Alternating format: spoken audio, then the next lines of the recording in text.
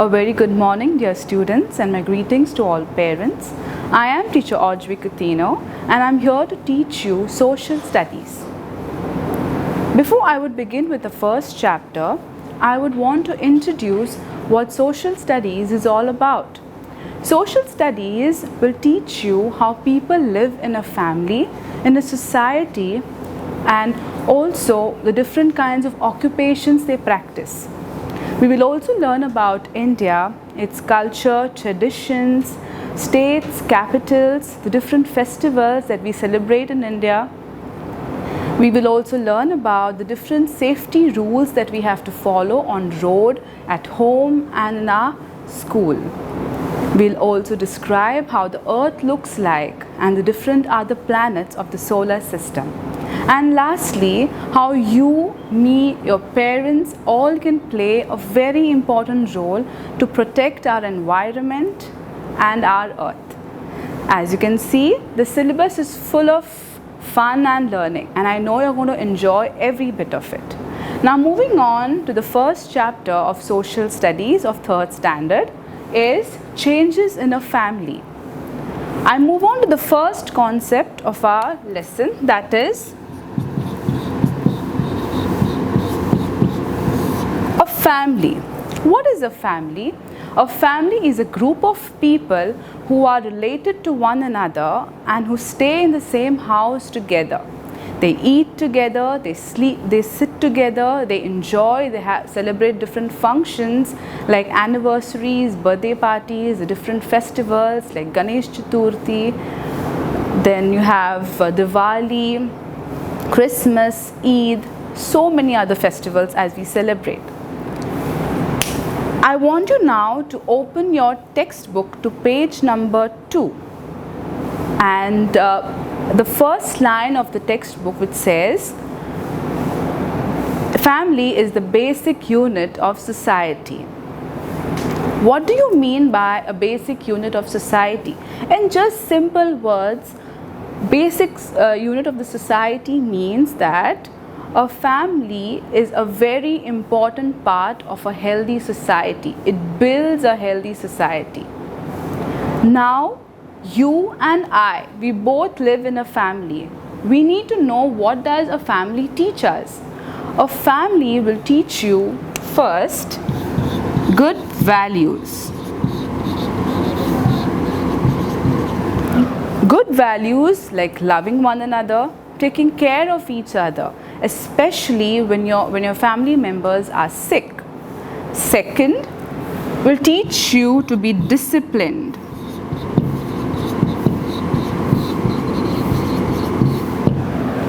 Discipline in front of your elders, teachers, grandparents, and all around you. Third, a family will teach you how to greet. How to greet. That is, to say a good morning and a good night to your own family members, to your uncles, aunties, cousins, as well as to give a good word to people around you. Fourth, will teach you to help.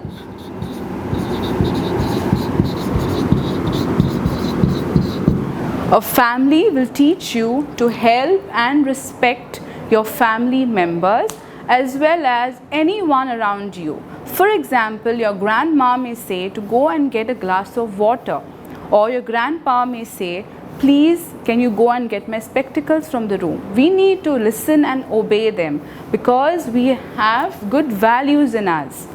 And lastly, a family will teach you commitment, cooperation,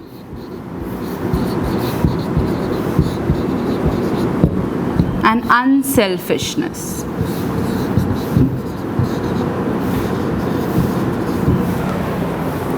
Commitment, cooperation, unselfishness. What do you mean by commitment? Commitment is when you make a promise and you keep that promise. Cooperation is when you're polite with people and you listen to what other people say. And unselfishness is when you are kind and generous instead of being a little selfish. So all these values are inculcated in us by our family so that we become a good person in future. I finished with the first concept, that's family. Now moving on to the next concept, that is the types of family. We have the types of family.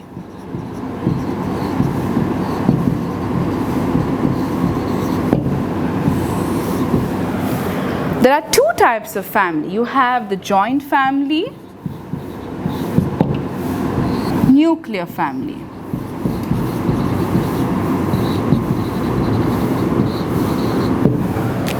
What do you mean by a joint family? A joint family is made up of grandparents,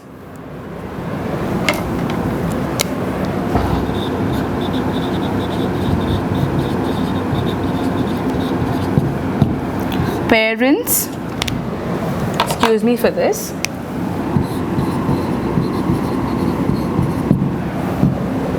you have uncles, aunts,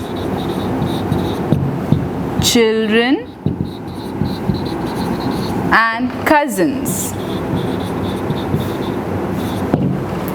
What do you mean by a joint family? A joint family is usually made up of grandparents, parents, uncles, aunts, children and your cousins.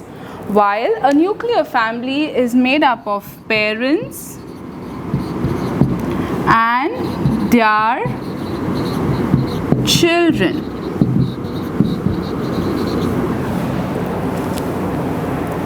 Now you can see there are so many family members in a joint family, while in a nuclear family you just have parents and children.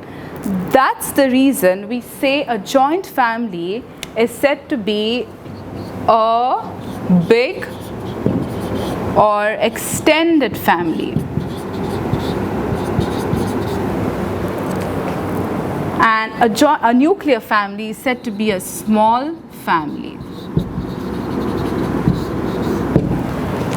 This is the first point of difference. This is the second point of difference.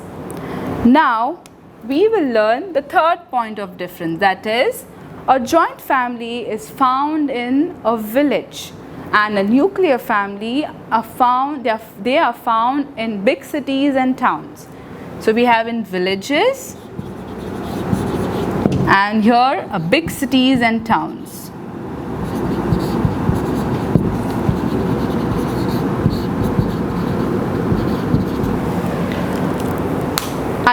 Let's repeat types of family: joint family and nuclear family. In the joint family, we have the grandparents, the parents, uncles, aunts, their children and your cousins. It is a big or extended family and they are found in villages. While a nuclear family, you have parents and their children. It is said to be a small family and they are found in big cities and towns.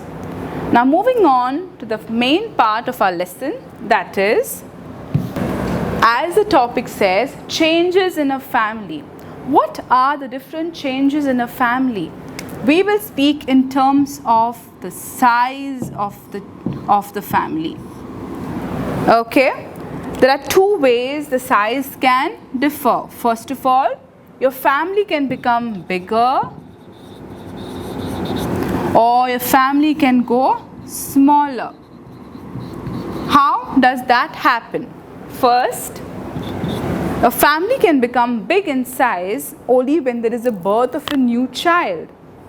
For example, Neil lives with his father and mother. Neil, his father and his mother. So they are altogether 3 members in a family. And Neil gets a little baby brother. So they become 4 in a family. That means there is an addition member in the family. The next we have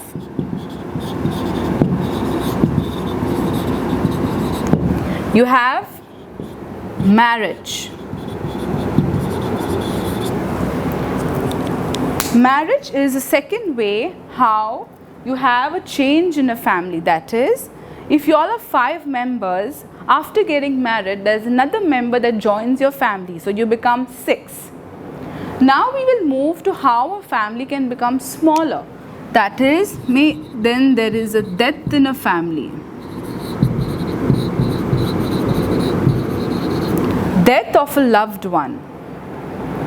And secondly, you have job transfer. Many a times, because we have to move, because of job purpose, we have to move to a different place. So the family member does not stay with the family, but he moves to a different place so that he can earn better and he gets a better job. Now we finish with the changes in a family. We move on to the next concept, that is working parents.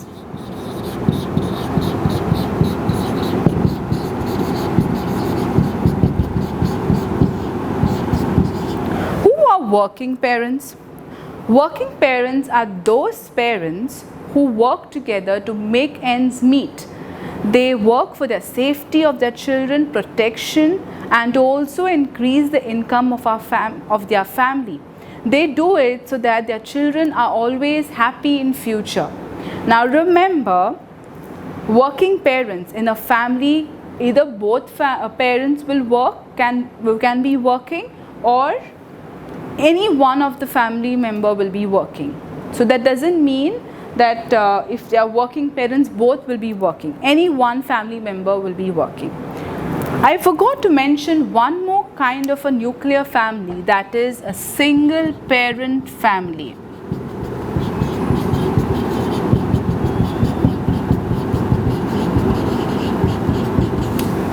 This is another kind of a nuclear family where the child stays with either the father or the mother.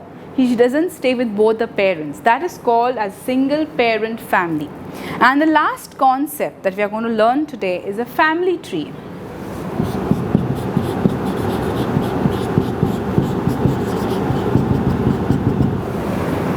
What is a family tree? A family tree is a diagram or a picture that shows you your different members in a family, how are they related to one another, how they are bonded with one another. And the second good advantage of a family tree is you know the generations in your family, from your great grandparents to their children. Okay, so this is what family tree is. Now let us recall what we have studied so far. We learned about family. What is a family? It is a group of people who are related to one another and who live in the same house. Secondly, we learned about the different types of family. There are two types, as we have learned: joint family and nuclear family. A joint family is made up of grandparents, parents, their children, uncles, aunts and cousins, and a nuclear family is made up of only parents and their children. Secondly, the second point of difference is a joint family is said to be a big or an extended family, while a nuclear family is said to be a small family. Joint families are found in villages and a nuclear family are found in big cities and towns. Then we moved on to the changes in a family. With regard to the size, a family can become bigger or smaller.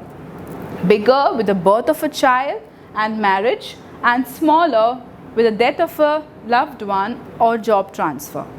We also learned about working parents who work to make their ends meet and to increase the income of the family. We learned about single parent family, which is one type of a nuclear family where children live with either of the parents, either mother or father. And a family tree is a diagram or a picture which tells you the different members of the family, and also it will tell you the different generations in your family. We are done with our class. For homework, I am only giving you to read the chapter thoroughly for a better understanding. And to get a better understanding of the family tree, please you can refer to the page 8 on your textbook. Until I meet you for the next class, please stay home, stay safe. Thank you.